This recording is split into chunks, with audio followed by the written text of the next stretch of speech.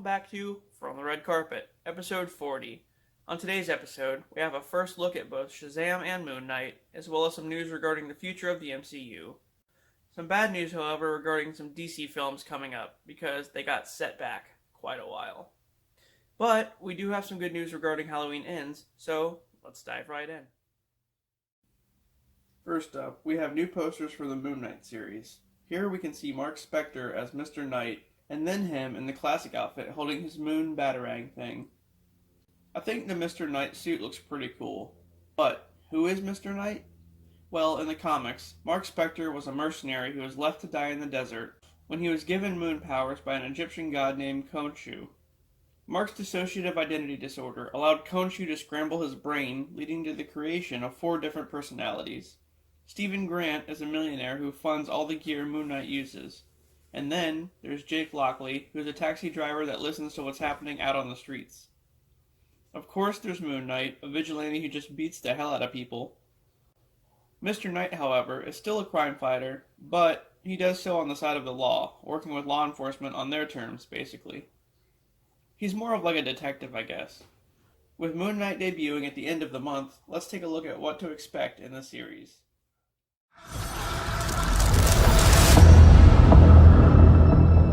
There's chaos in you. The fun of Moon Knight is getting introduced to a new superhero in a new world.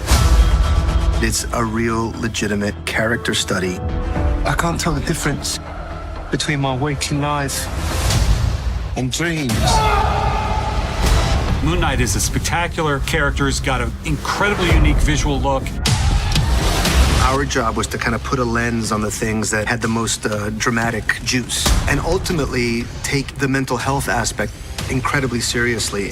I am Stephen. The way we're tackling the story, we learn about Stephen and then learn about Mark. What's wrong with you, Mark? Why did you call me Mark? And they're the same person. The tone is like Fight Club meets Indiana Jones. It's a bit dark at times. To tie it into something so vast and supernatural, it's amazing. Thank you. Every aspect of this show has a duality, and we've shifted the paradigm. For me, what's really exciting is that it's totally unpredictable.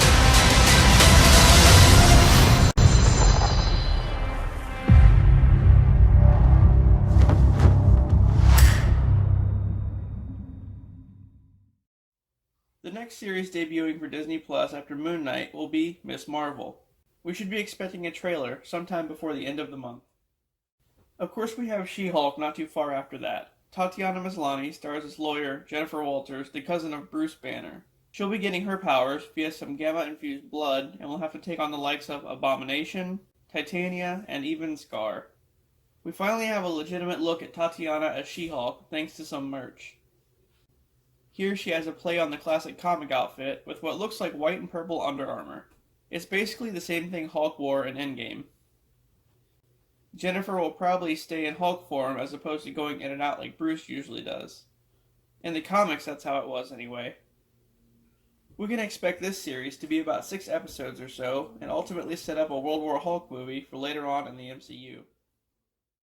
Black Panther Wakanda Forever is currently filming in Puerto Rico. The film is split between filming there and in Atlanta as well. Throughout filming, though, there was a controversy surrounding Letitia Wright. She basically was against getting the COVID vaccine, and then also got injured on set, which stopped production for quite a while. In the time she was gone, director Ryan Coogler decided to change the entire ending of the movie. Whether that means she'll be our new Black Panther, I can't say. I heard somewhere that they changed it to being Winston Duke, aka M'Baku. The film is set to come out on July 11th. It's just dumb because Coogler was going to make Shuri the new Black Panther, but her actions caused them to reconsider, and now Marvel may be parting ways with her entirely after the film gets released. Werewolf by Night will begin filming at the end of the month and will be released around Halloween. Recent reports claim that Mahershala Ali will play Blade in the special, which could mean the Midnight Suns may not be too far off from happening.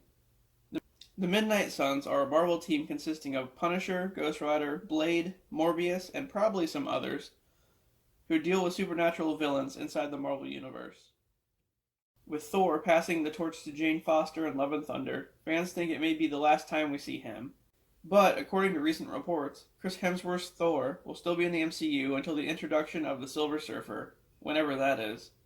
This one is said to adapt both the Mighty Thor and Thor War storylines from the comics, has ties to both Eternals and Guardians 3, and is said to set up the Thor Corps in preparation for the next Avengers movie, Secret Wars.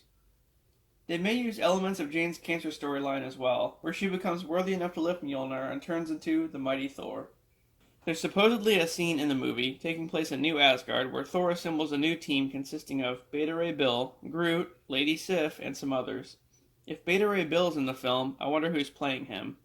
A lot of people used to think it was Christian Bale, but of course he's playing Gore the God Butcher. One thing I'm not sure about is if the film will introduce the symbiote into the MCU, with Gore's sword being made entirely of symbiote. And yes, Gore is slaughtering gods in the MCU, but it's alleged he'll have a bigger purpose in the movie. Valkyrie will have a big part too, gaining new powers and having a love interest. Korg is set to return, but from what I heard, Gore will kill him. I know. We don't have long to wait as Love and Thunder hits theaters on July 8th. We may have an idea of what to expect for the end credits of Multiverse of Madness. So there will be two scenes, a mid-credit scene and an end-credit scene.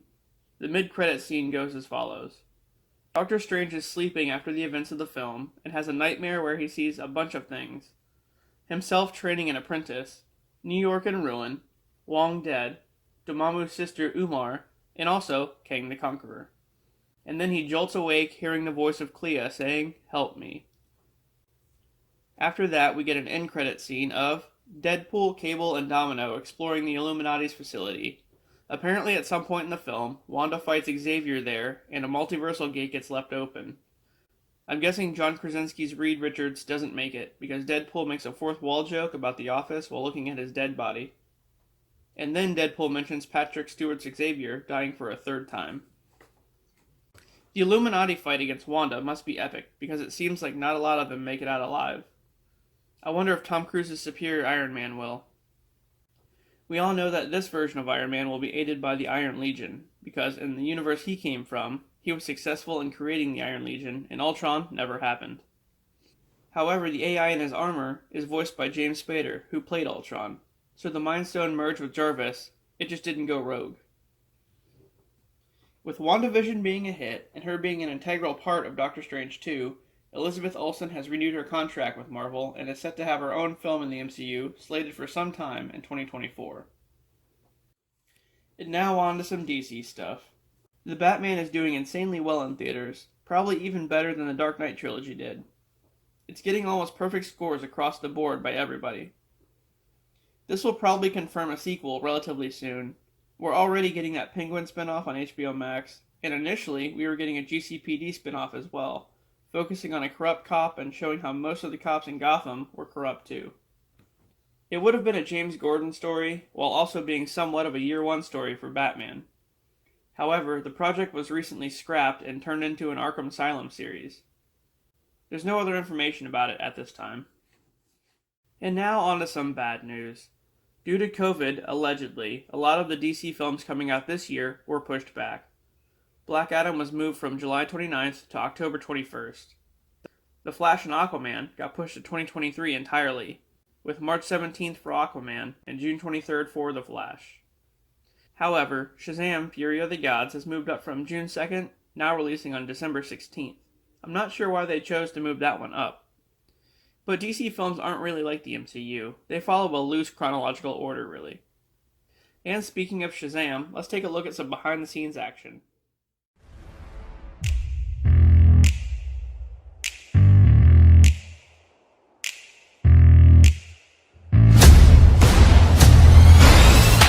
Hello, my name is Zachary Levi. I should have a little tag. And I play Shazam.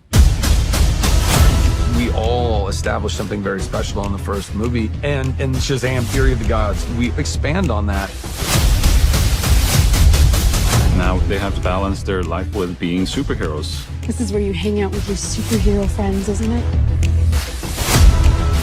These goddesses come to our world.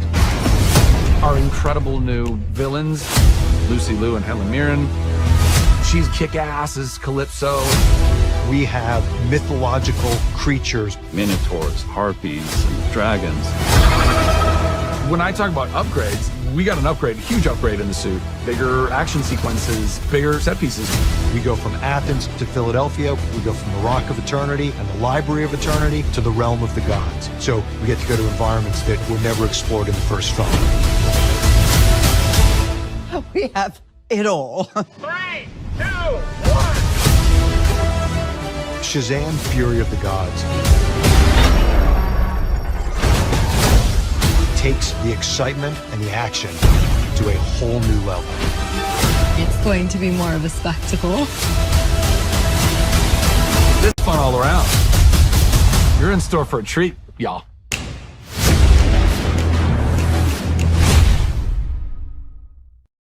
The last thing I really wanted to talk about is Halloween Ends, which has finally wrapped filming. We can see some pretty cool logos shown here on the crew shirts, and I wonder if this is actually the new logo for the movie. Anyway, we can definitely expect this one coming out this Halloween.